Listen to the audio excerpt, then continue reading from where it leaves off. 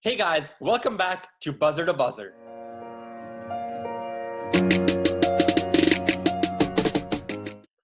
Alright, so there have been plenty of NFL developments going on which are not related to the NFL season. And although whatever happens to the NFL season, whether it be it gets postponed or it gets suspended, who knows, we are here still debating whatever the latest topics are regarding the NFL right now.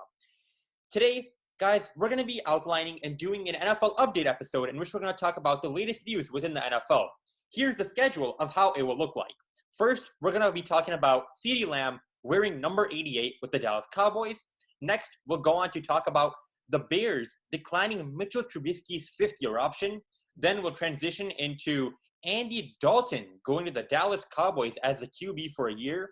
And then we'll end it up with some mysterious and surprising news of the Patriots willing to tank for Trevor Lawrence.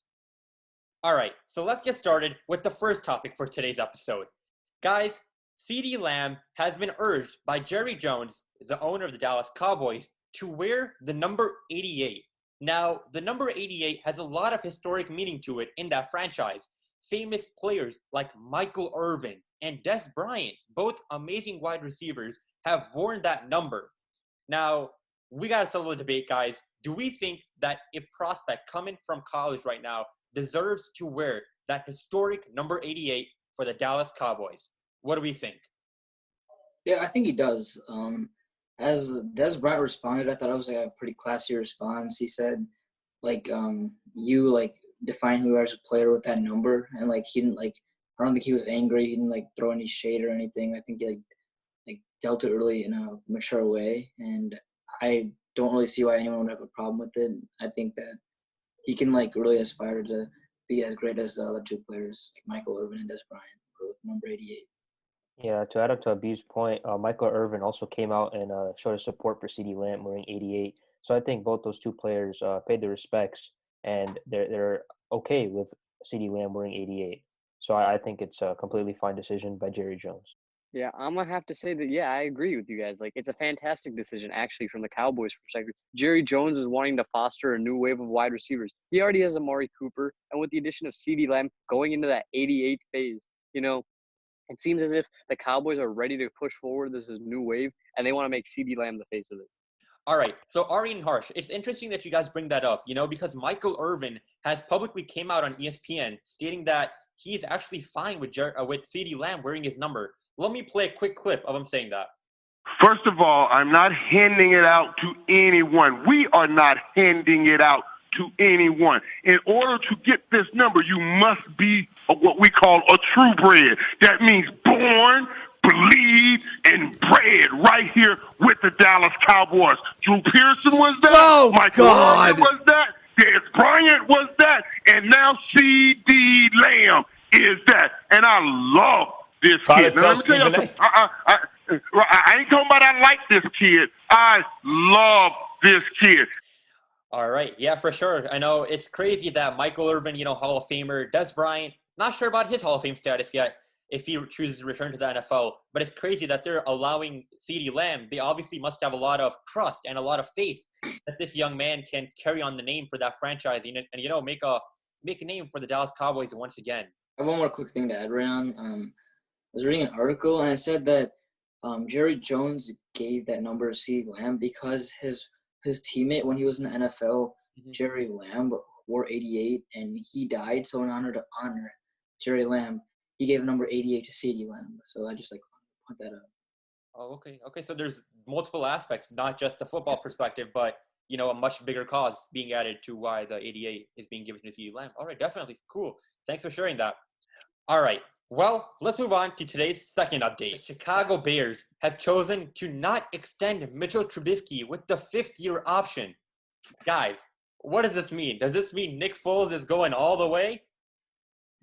Yeah, of course.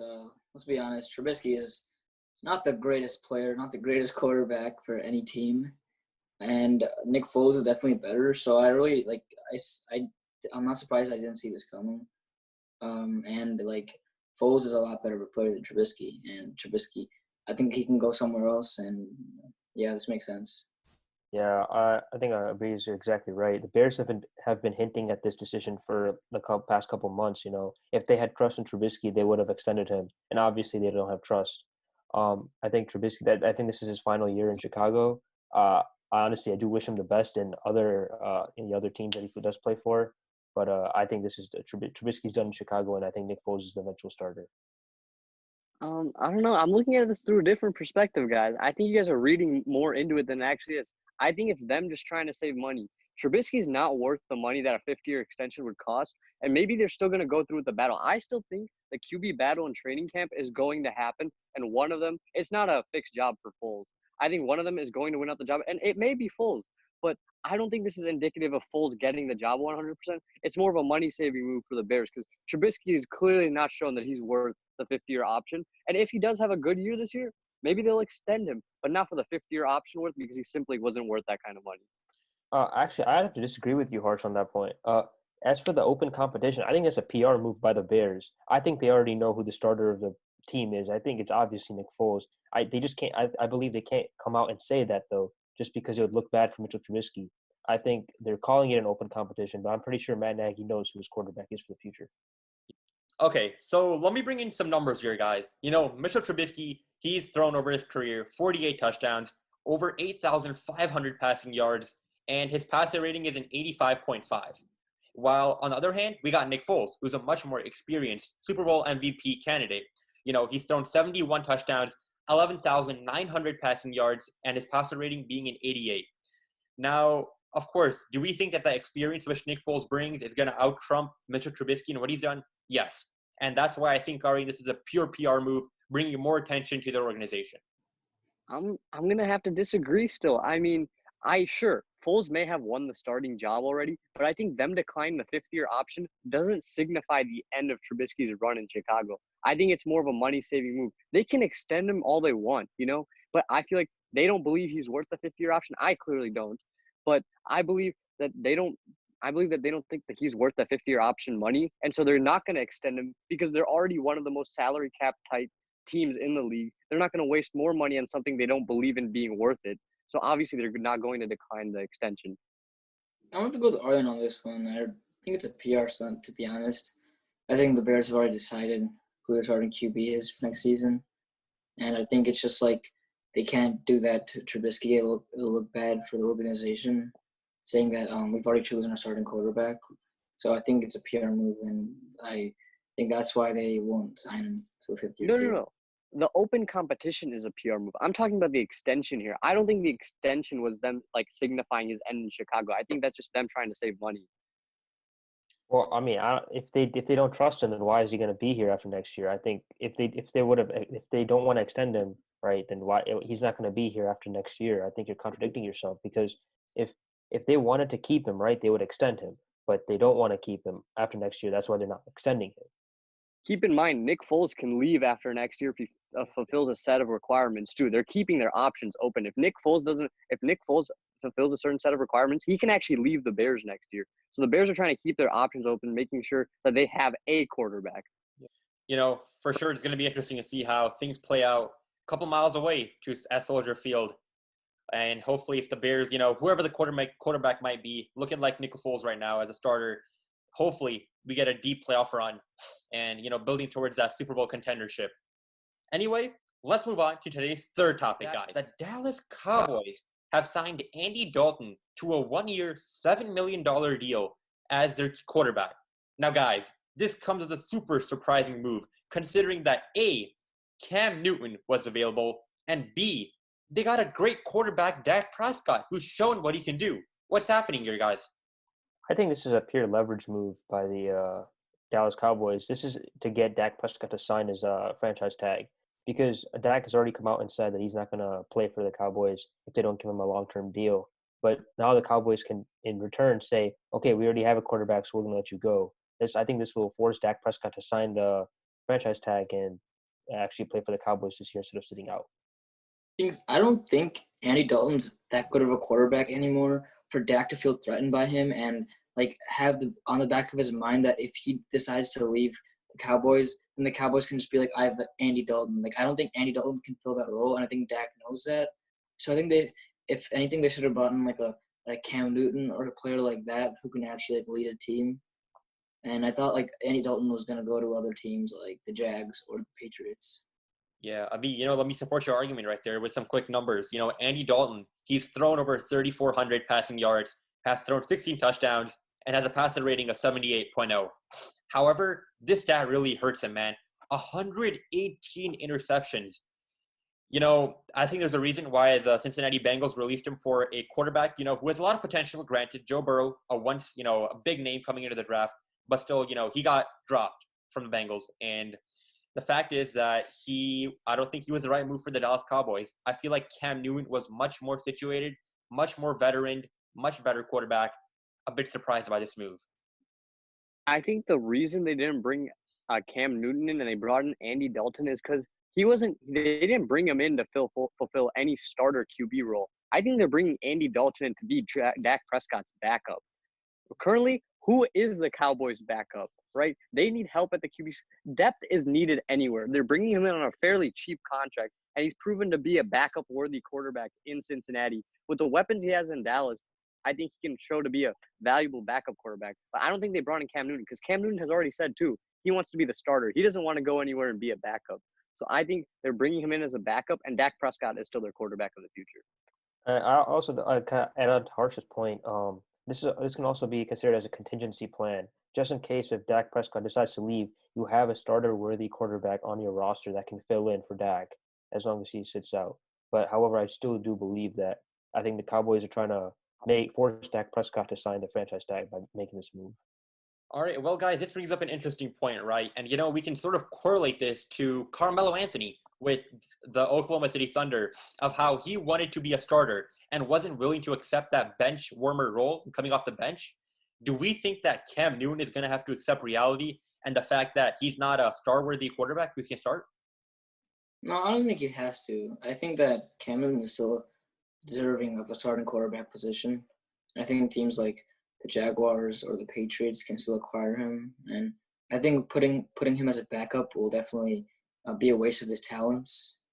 And although he's not like the same MVP, almost Super Bowl champion player he was, I still think that he's a valuable asset and he's a good, pretty good starting QB for any team. Yeah, for sure. I think Cam Newton can definitely start in this league. He's definitely a top 15, top 20 quarterback, and I'm sure a lot of teams could use him. However, I don't think he'll obtain a starting job this year just because if you look around, not many teams need a quarterback, or some other teams don't want a quarterback as they want to tank for other players for the next year's draft. So I don't think Cam Newton is going to get a starting spot this year anywhere. Yeah. Yep. The two teams that come to mind right now in need of a quarterback, the Patriots and the Jags. I think the way the Jags are looking, they're looking at two options. Believe in Gardner Minshew, or they're tanking for Trevor Lawrence next year. They're primed for a tank season to get Trevor Lawrence, the quarterback of their dreams, and make a deep playoff run and starting to build a championship caliber team. And the Patriots have already said that they have no interest in Cam Newton. They believe in Jarrett Stidham, and I don't think Bill Belichick is the type of guy to tank. Yeah. All right. Well, you guys provide this perfect segue, guys, to our fourth topic, that being the hottest quarterback and the top best, arguably, quarterback of next year's draft class, Trevor Lawrence. Developments have been coming out that the New England Patriots and Bill Belichick are ready to tank. Yeah, that's right. Bill Belichick is ready to tank for a quarterback named Trevor Lawrence. Do we think this is true? What is this? Is Bill Belichick ready to make this move? I don't think so. Bill Belichick, I think he's not the type of head coach to try to tank for a team. And I think there's something that he wants to prove. It's now that Tom Brady is gone, I think that people expect him to still deliver and be a great team that they have been in the last 10 years. And so I really don't see them tanking, and I think they're going to work with what they have. Bill Belichick has always been the GM to play chess while the rest of the league is playing checkers. Last year they drafted Jarrett Stidham in the 4th round. I think Belichick has always had a backup plan in place just in case Tom Brady ever retires or left, like in this year's scenario. I think Bill Belichick knows exactly what he's doing. I mean, he definitely would not have drafted a punter in the 5th round if he knew, or a kicker, in the 5th round if he knew what he was doing. He knows what he's doing, and he's going to follow through with the plan he has in place, and that's with Jarrett Stidham. I honestly do believe that the Patriots will semi-tank for Trevor Lawrence. I don't think they're going to go full out, like 1-15, 2-14 to get the number one overall pick. But I think they can definitely have a losing season, so kind of like a 5-11, 6-10 season, and eventually trade up. I don't think the Patriots will be that successful this year, so I think they'll kind of just tank by default. But I do believe that Bill Belichick does have his eyes on Trevor Lawrence and wants to get the next Tom Brady for his team. I don't know, with that defense and special teams they have in New England, I see it very hard for them to go worse than at most 6-10. I mean, they have a very good defense and special teams there, and it's really going to help, even no matter how trash their offense is. And I don't see them going worse than 6-10. This spurs another debate. Is the success which the Patriots had, was it because of Bill Belichick or Tom Brady? And if Bill Belichick is placing all his chips on Jason Stidham, I think that he's ready to prove that, Tom Brady was not the reason I had success. Sure, we're good friends, no offense, but I'm the reason, I'm the head coach, and I'm the reason why we won Super Bowls, and I'm going to prove that this season.